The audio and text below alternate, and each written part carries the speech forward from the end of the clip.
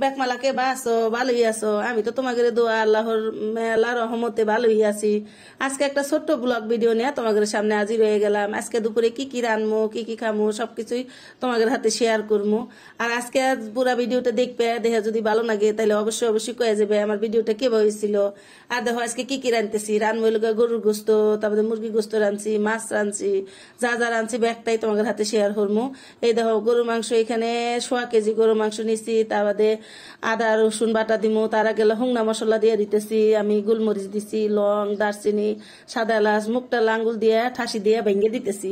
এলাহানিক ভেঙে দিলে ভিতরে যে গোটার যে গন্ধ আছে গন্ধটা সুন্দর ভাবে মাংসর হাতে মিলা যাবো, বুঝছো। আর এখানে আমি আরো কিছু কিছু মশলা দিমু। গরু মাংসতে আমরা যা মশলা দিই প্রত্যেক দিনই, যা রান্ধি যা দিই তাই তোমাদের হাতে আজকে আমি দেখাইতেছি যে আজকে আমি কি কি রানতেছি। আর তোমরা কে কি রানতেছো দুপুরে কইও কিন্তু কমেন্ট হইরা। আমি ভিডিওটা বিকালবেলা ছাড়মু, তোমরা দেখো, দেখা যদি ভালো লাগে লাভ লাইক দিও, দিয়ে আমার পাশেই থেকো, আমার জন্য অনেক অনেক দোয়া হইল।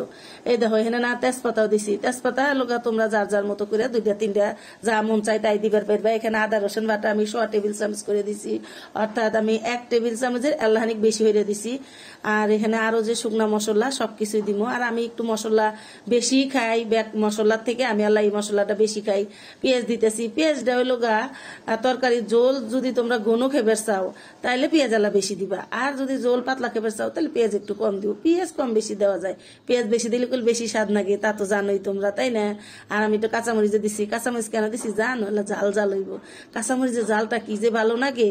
আর গরু মাংস এক সাইডে বসাই দিয়া এক সাইডে আমি মুরগি গোস্ত রানবো, তো মুরগি গোস্তের জন্য মশলা আমি ভালো হইরে কষাই নিছি। দেখো মশলা থেকে কিন্তু উপরে তেল বাইরিতেছে, এবারে যখন মশলা থেকে কষানো হয়ে যাবো তেল বাইরেবো তখন এই যে মুরগি গোস্ত গুলা দিয়ে দিতেছি। আর এখানে আমি ভালো করে নুন দিয়া এই ভিজা থুয়ে মাংস ভালো করে ধুয়ে নিছি। জানো ব্রয়লার মুরগি করলে একটু ওই গন্ধ এসে কেমন একটা ভালো লাগে না এই গন্ধটা ব্রয়লার মুরগি। তো আমি কি করি, লেবু অথবা নুন দিয়ে ভালো করে মেখে নেই, নিয়ে আধা ঘন্টার মতো এভাবে রেখে দেই। আধা ঘন্টা বাদে এটা ওই লোক ভালো করে ধুইয়া পানি জড়িয়ে তারপরে রান্ধি। এত স্বাদ লাগে, তোমরা আলাটাই হইরে দেখো, যদি ভালো লাগে তাহলে লাভ লাইক দিয়া আমার সাথে শেয়ার হইরো তোমাদের কথাটা যদি ভালো লাগে কিনা এইটা। আর দেখো আমার মুরগি গোস্ত কিন্তু ভালো হইরে কষায় নিয়েছি। এখানে কয়েকটা আলুও দিমু, আমাকে গেদা গেদি আবার আলু খেবেন নাকি, মেলা পছন্দ হরে, ওখান নাকি আলু না দিলে তো হয় না, তো ওখান নাকি যে আলু দিমু, ওখান নাকি আলু দিবেন নাকি। আলু আলাদা হইরে তেলে ভেজে নিছি, এটা তোমাকে আর দেখাই নেই। তা আলুও ভেজে এই যে আমাদের দিয়ে দিলাম। আর আলু তো এখন দেখে খেবার মনে হইতেছে, আমি কিন্তু আলু বাঁচতে বাঁচতে খাই হালাই, তা জানো 2টা 3টা খাইয়ে নেই। আর দেখো কি কি রাঁধছি তোমাকে দেখাই। রান্না তো হয়ে গেল, দেখতে দেখতে তো রান্না হয়ে যায়, রাঁধতে কিন্তু আমার কাছে বেশি টাইম লাগে না, বুঝছো। এইখানে মেলাটা রাঁধছি, কয়টা আর কমু তোমার করে, ম্যাচ বানাছিল তো মেলাটা রাঁধছি। এনে দেখো মুরগি মাংস রাঁধছি, গরু মাংস রাঁধছি, সবজি করছি, মাছ রাঁধছি, রুই মাছ, মেলা রকমের রাঁধছি। যাই হোক আল্লাহ রিজিকে যা রাখছিল তাই রাখছি।